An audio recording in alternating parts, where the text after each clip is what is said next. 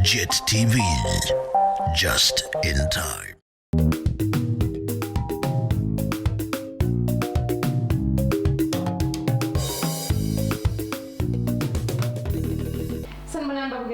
And a warm welcome to JIT-TV News, where we bring you nothing but politics, business, sports and entertainment all in one experience.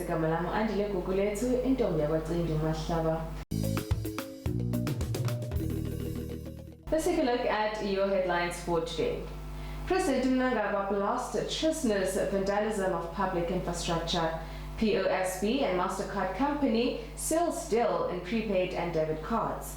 Travel disruptions hits Germany on eve of transport strike. Fearless Alcaraz ready for Djokovic duels. President Mnangagwa yesterday described as treasonous the spate of vandalism of critical public infrastructure and directed stakeholders in the justice system and communities across the country to collaborate more closely to bring the Sabotage Criminal Act to an end. The president's remarks comes on the back of a national outcry over vandalism and theft of key infrastructure, mainly targeting energy, telecommunications, rail and water sector, which is costing the country millions of United States dollars every year. Ending this vicious cycle demands strong stakeholders' collaboration and activating deterrent criminal justice measures, said the presidency in his keynote address. At least 99.9% of CVs that were submitted to the National Elections Directorate were approved, paving the way for the elections. On Wednesday, ZANU-PF Treasurer General CDE Patrick Chinamasa said candidates should embrace each other as potential partners to create a strong support base as the party gears for a resounding victory for President Mnangagwa in the forthcoming harmonized elections. The ruling party on Sunday held a provincial coordinating committee meeting at Masvingo Polytechnic, where candidates were taken through rules and regulations governing the conduct of the weekend polls, which will be a precursor to the harmonized elections. So we had a long meeting, started very early in the morning, and it was an extraordinary session of the Politburo dedicated to one issue. And the issue was the final approval of the candidates coming from the various provinces, from the various districts, and from the various polling stations of who will be selected to contest as primary election candidates for ZANU-PF. The documents are thick, I can show you. So for those who doubt that we take our work seriously, these are the names. 1 province, 2 province, 3 I want to open the pages so you can see that I'm not just sifting through sheets of paper. 4 provinces, all these until 5, 6, 7, 8, 9, I think that, and 10, you can see. These are the names which came from our membership. The list was very long because we had a self-verification and self-building exercise which is still continuing, leading to the primaries. And out of this came registers of the membership who will be the voters of this primary election. By making sure that we take democracy to the grassroots level, it created a momentum of its own, a lot of enthusiasm from our membership. But it also excited those who wanted to be candidates because they felt that this system was going to be fair. So the number of candidates were huge for each post, clearly indicating that internal democracy within ZANU-PF is palpable and vibrant. I want to repeat, it's palpable, you can touch it, and it's vibrant, it's energetic. The president has so energized this party that many people want and volunteered to be candidates in the primary elections. So the names were considered by the Provincial Elections Directorate. Then they came to the political commissar. We did our vetting of the candidates through the normal process of the party, including rechecking with provinces and also clearing with our security department. There was nothing ideological about the recommendations from the security department. The president says he will leave no one behind and will take everybody on board. And now on to the African news. Now, Vice President Kamala Harris has said that the United States will increase investment in Africa and help spur economic growth as she began a week-long tour of the continent aimed at countering the influence of rivals Russia and China. The administration of President Joe Biden has sought to strengthen ties with Africa, in part to offer an alternative to rivals' power between global competition over the continent's future. U.S. Secretary of State Antony Blinken announced $150 million in a new humanitarian aid for Africa's Sahel region during a visit to Niger this month. We will build on the previous meetings I have had with each of them to strengthen democracy and good governance, promote peace and security, build on long-term economic growth, and strengthen our business ties. Moving along now to the international news. Now, an increased number of travelers in Germany boarded trains and planes on Sunday, a day before a major one-day strike that aims to bring the country's transportation system to a standstill. But even advanced travel was met with disruptions in some places as Munich airport already had shut down. German unions have called on thousands of workers across the country's transportation system to stage a one-day strike as employees in many sectors are seeking raises to reflect persistently high inflation. Verdi Chair Mr. Frank engaged in a series to pay negotiations, notably for employees of Germany's federal and municipal governments. In that case, it is seeking a 10.5% pay raise. Employers have offered a total of 5% in 2 stages, plus a one-time payment of €2,005.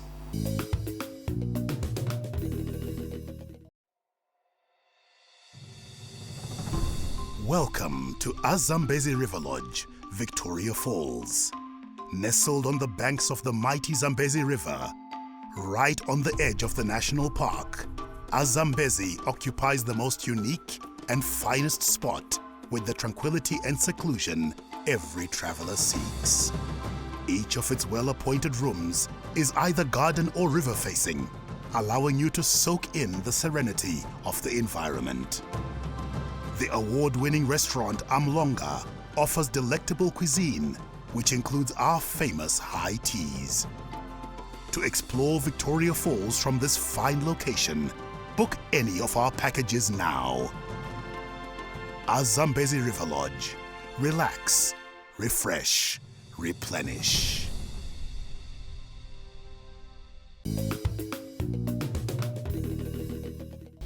Let's get down now to the business side of news. Now, leading equities research firm IH Securities has focused Simbisa Holdings revenue to grow, driven largely by footprint expansion, customer count recovery, post-pandemic and elevated average spend in line with growth of the Zimbabwean and regional economies. According to IH, the business continues to pursue its growth strategy hinged on improved deliveries, technology development, continued growth in footprint and band development. IH said a substantial investment pipeline with 180 potential projects identified over the next 2 financial years will drive growth and unlock shareholder value. Now, the POSB, in partnership with MasterCard, a global technology company in the payments industry, on Wednesday, launched prepaid and debit gold MasterCards that will enable customers to seamlessly process domestic and international transactions. This will enable clients to make dual currency transactions from the same card using the 2 main transacting currencies in the country, the United States dollars and the Zimbabwean dollars. POSB Chief Executive Officer Mr. Changunda said the goal is to create an enabling environment critical for transformative economic growth in tandem with President Mnangagwa's Vision 2030, which seeks to achieve an empowered and prosperous upper middle income society by 2030.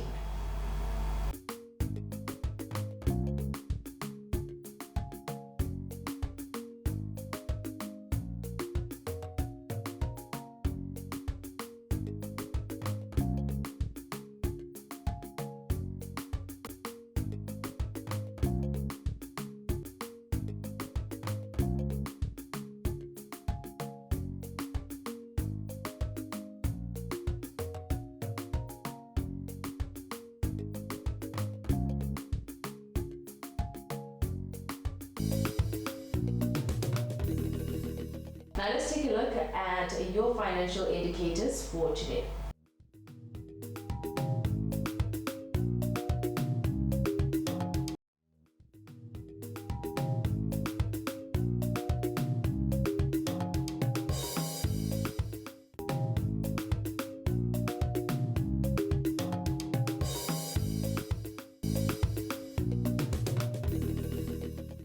Technology now introduces an innovative and convenient way to receive medical assistance. The +263 Health app is a virtual medical care platform with a comprehensive network for doctors, specialists, hospitals, and pharmacies to interact a lot easier with patients in the comfort of their home. To access the app, you can download it on Google Play Store or Apple Store. Create your own account online, search for a verified doctor, and choose to visit or consult any doctor via video call or WhatsApp to give out details on your prescription for just a minimum consultation fee. That way you can go to any pharmacy near you for your pickup, creating a better world with +263 Health app. As you can see as an example, this is a live patient consulting a real doctor. For more information, visit the website at www.plus263health.com. Stop waiting on queues for long hours and move from difficult to easy life with +263 Health app, making health more affordable for every Zimbabwean, because your health is our health too.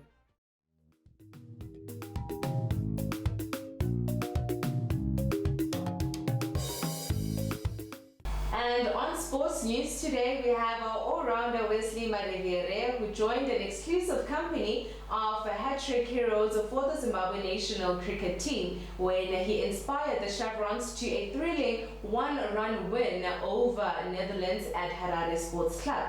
The victory was key for the Chevrons to level the series 1-1 ahead of their third match, which was last weekend, which was Zimbabwe's last ICC World Cup Super League game. Wesley said he had never imagined himself getting a hat-trick, and all credit goes to the coaches and the guys that actually believed in him. Now, if anybody outside tennis world had forgotten about Carlos Alcaraz after an injury that hit him a few months back, the Spanish teenager has quickly reminded them of his precocious talent. The 19-year-old US Open champion is back on court, back to his best, and back as the world #1. Djokovic and Alcaraz's duel is set to continue over the next coming months, and the dominant manner in which Alcaraz swept to the prestigious Indian Wells titles last week fueled thought about a tantalizing battle with Djokovic for the sport's biggest prize in 2023. And that is all from me to you. A huge thank you for joining me tonight. As always, kindly please comment and follow us on all our social media platforms at Twitter, Facebook, and Instagram, or rather go to our website at www.JIT-TVzw. Signing out, it is Anile Kukuletu Indombiago Mahlaba. Have yourselves an amazing day.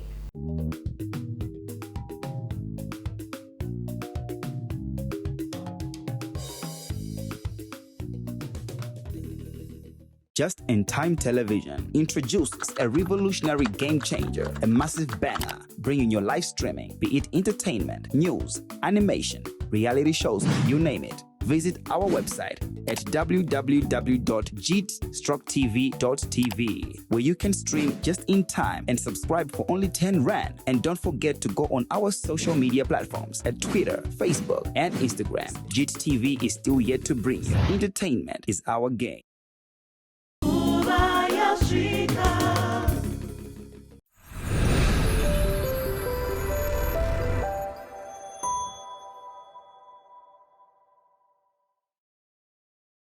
Zimbabwe, Nyika Yakanaka. Zimbabwe is a landlocked country between the Zambezi and Limpopo rivers, surrounded by SADC countries like South Africa, Botswana, Zambia, and Mozambique. The name Zimbabwe stems from a Shona term for Great Zimbabwe. It's the ruins of an ancient city dating back to between the 11th and 15th centuries, are made entirely of stone and span over 1,800 acres. Ask us about arranging a visit here. The highlands are known for their natural environment, with tourist destinations such as Nyanga, Chimanimane, Vumba, and Chirinda Forest at Mount Selinda. Victoria Falls, one of the 7 wonders and one of the world's biggest and most spectacular waterfalls, is located in the country's extreme northwest and is part of the Zambezi River. The Victoria Falls National Park is also in this area and is one of the 8 main national parks in Zimbabwe, the largest of which is Hwange National Park. Matobo Hills National Park is one of the country's most interesting parks from a cultural perspective. It's not only very scenic, it also has a rich human history. Once inhabited by Bushmen, there's a superb collection of well-preserved rock art dating back at least 13,000 years. Lake Kariba is one of the biggest man lakes that is famous for the mystical creature Nyami Nyami and is a popular African travel destination. Zimbabwe is showing a steady growth path economically according to the World Bank review.